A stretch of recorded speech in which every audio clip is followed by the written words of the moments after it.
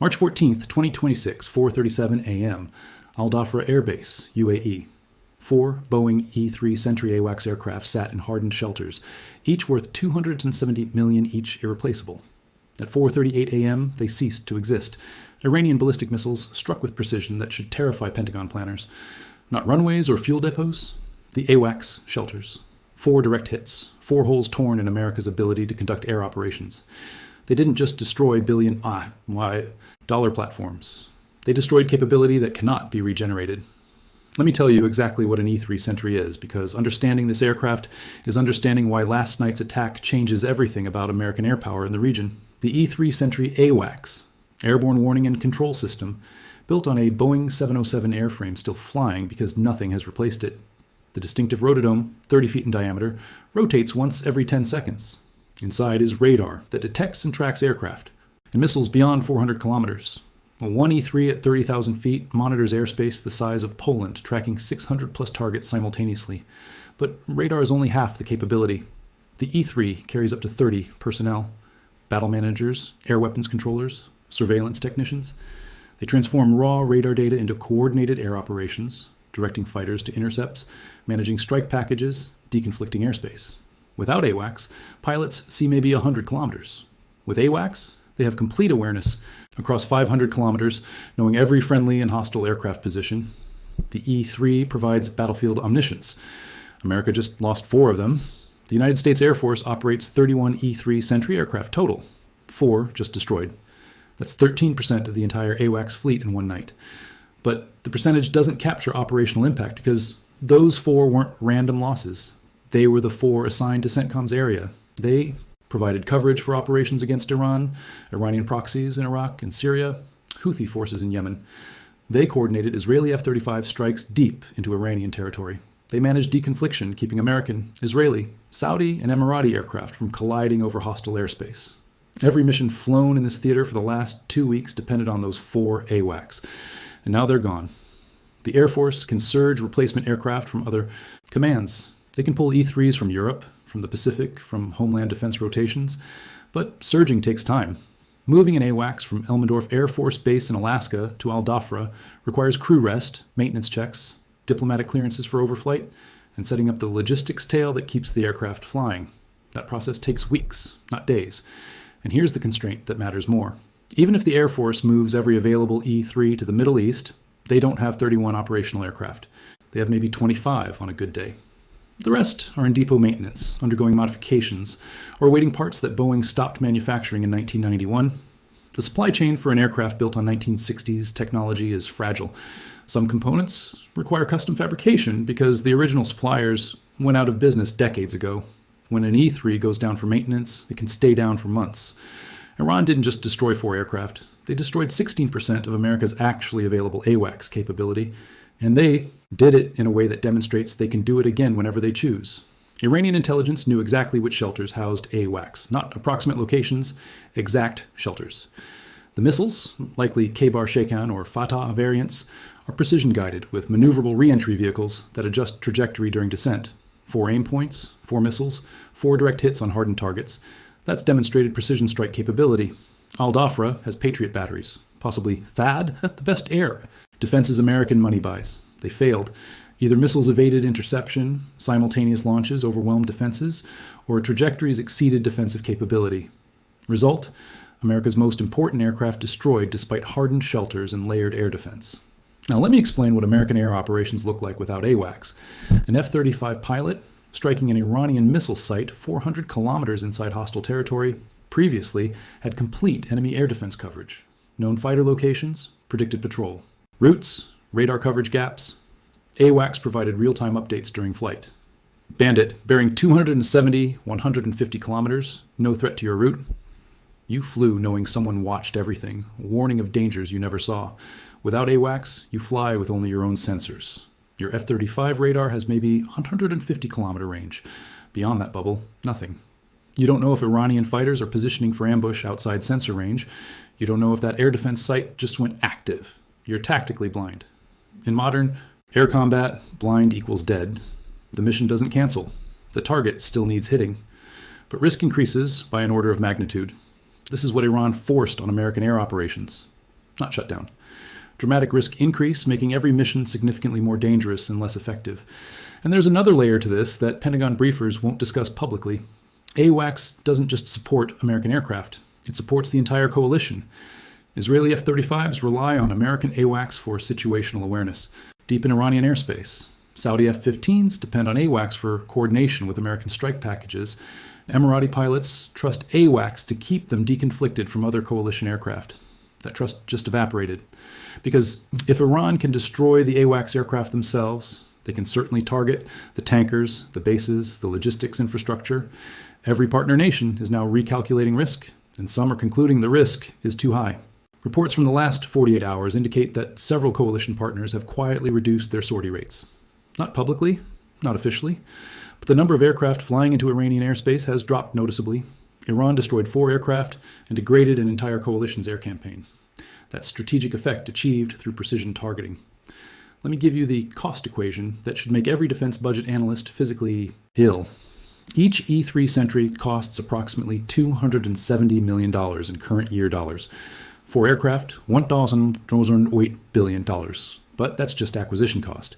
Add in the modifications, the upgrades, the specialized equipment, and you're looking at closer to $1.2 billion total for the 4 aircraft destroyed. The Iranian missiles that killed them cost perhaps $2 million each, maybe $3 million, if you include the entire support infrastructure. Iran traded $12 million in missiles for $1.2 billion in American capability. That's a 100-to-1 cost exchange ratio in Iran's favor. And here's the number that makes this loss genuinely catastrophic. America cannot build more E-3s. The production line closed in 1991. Boeing delivered the last airframe 35 years ago. There's no factory to restart, no tooling to pull out of storage, no workforce trained on 707 production. The aircraft that got destroyed last night cannot be replaced. Not in months, not in years, not ever. The Air Force's replacement program is the E-7 Wedgetail, an AWACS platform built on a Boeing 737 airframe. It's a capable system. Australia operates it successfully.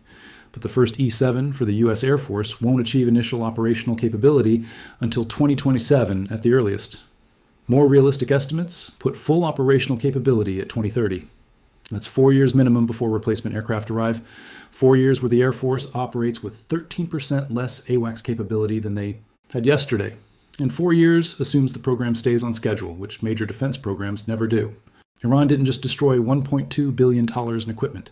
They destroyed capability that cannot be regenerated within any time frame relevant to the current conflict. The Pentagon confirmed the attack, and all 4 aircraft destroyed, then immediately pivoted to continuing operations with robust capabilities across all domains. That phrase does enormous rhetorical work. AWACS isn't just a capability among many. It's the capability that makes all others effective. Having robust capabilities without AWACS is like having an army after losing all radios. The soldiers have rifles but can't coordinate. No Pentagon official has addressed replacement timelines or how they'll maintain operational tempo with 13% fewer AWACS. The silence is the answer. They don't have good answers. Iran's IRGC released footage and a statement. America's eyes have been blinded. Let them try to see. What comes next? That's operational fact. American air operations just got significantly harder, riskier, and less effective. Iran did it with less than $15 million in missiles. Here's what pilots face now. Before last night, F-35 pilots knew AWACS watched their backs from takeoff to landing. That psychological security is gone. Every pilot flying into Iranian airspace operates with reduced situational awareness, knows guaranteed support is unavailable, knows the aircraft designed to keep them alive got destroyed and won't be replaced for years. That changes risk calculus, mission planning, willingness to push deep into hostile territory without the safety net they trained to rely on. Confidence erodes. In air combat, confidence is survival. Hesitation kills, doubt kills. Every coalition pilot has reasons to doubt. If you appreciate the depth of this analysis and want to stay ahead of what's actually happening in this war, hit the subscribe button right now. Mainstream coverage will show you burning aircraft and move on. They won't explain that these 4 losses cripple American air operations for years. They won't do the math on replacement timelines. I will. Every video. Subscribe. Because understanding what's actually happening is not optional anymore. Let me show you what loss of AWACS means across mission types. Deep strikes into Iran. Previously had real-time warning of air defenses going active, fighters launching, threat environment changes. Now strike packages rely on intelligence hours or days old. assuming worst-case threats, flying wider routes, carrying more defensive munitions instead of strike weapons. Combat air patrols rely on ground radar with coverage gaps. Close air support loses perfect airspace awareness, increasing fratricide risk. Tankers orbit based on static assessments instead of real-time AWACS designation every mission. Type gets harder, riskier, less effective. Not impossible, harder. In aggregate, strategic degradation. Iran didn't need to shoot down every American aircraft. They made air operations unsustainable. 4 AWACS destroyed achieves that. The E-3 production line closed in 1991. Tooling scrapped, workforce retired, supply chain moved on. No mechanism exists to restart production. The replacement E-7 Wedgetail won't reach operational capability until 2027 at earliest. More realistically, 2029, 2030.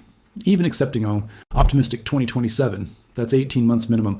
This war is happening now. The gap exists now. No way to close it because the capabilities just got destroyed. The U.S. operates 27 remaining E-3s, but availability runs 70 to 75%, maybe 20 flyable at any time.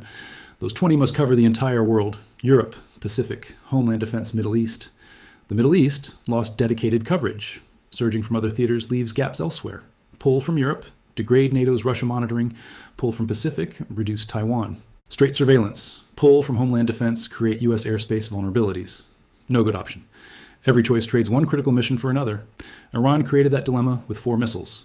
Israeli Air Force has early warning capabilities optimized for short-range threats from Lebanon, Syria, Gaza. When Israeli F-35s fly 1,500-kilometer deep strikes into Iran, they rely heavily on American AWACS for situational awareness of their own aircraft. Cannot generate at those ranges. Without American AWACS, Israeli strike packages face reduced situational awareness or mission scope reduction to ranges their support aircraft cover. Israeli defense sources suggest they're already adjusting mission planning. Targets considered viable 48 hours ago are now too risky without AWACS coverage. Iran constrained Israeli strike options without shooting down a single Israeli aircraft. They destroyed the American capability enabling those strikes. The mathematics shifted fundamentally in Iran's favor. They demonstrated ability to hit specific shelters on heavily defended air bases with precision missiles. They showed they can destroy high-value, supposedly protected assets despite billions in defensive systems. They did it with weapons, costing a fraction of what they destroyed. U.S. lost $1.2 billion in AWACS. Iran spent maybe $12 million. That 100-to-1 cost-exchange ratio is catastrophic. For defenders, it gets worse because Iran can threaten every high-value American asset and theater with the same calculus. Every target Iran hits with a $3 million missile costs America exponentially more to replace. And replacement assumes it's possible. You can build more missiles. You cannot build more E-3s. The constraint isn't money. It's physics and time. Time is the resource America doesn't have. Every day without AWACS coverage degrades American air operations. Every mission without that support accepts increased risk. Iran is winning attrition by targeting platforms America cannot afford to lose and cannot replace quickly. Here's what I want you to understand as we close. 4 aircraft destroyed, $1.2 billion in losses, 13% of total AWACS capability gone, replacement measured in years. American air operations across the Middle East running with degraded awareness and increased risk. Coalition partners recalculating participation. Iranian missiles cost $12 million and achieved strategic effect persisting for years.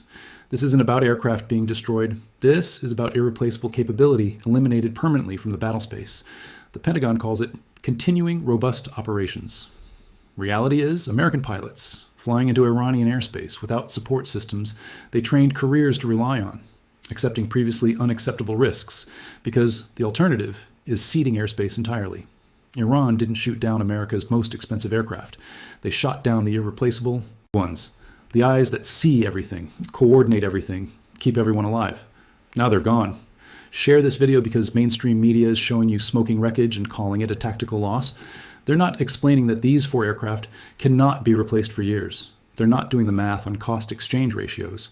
They're not telling you that every American pilot in theater just lost the support system that kept them safe. They're showing you burning metal and moving on.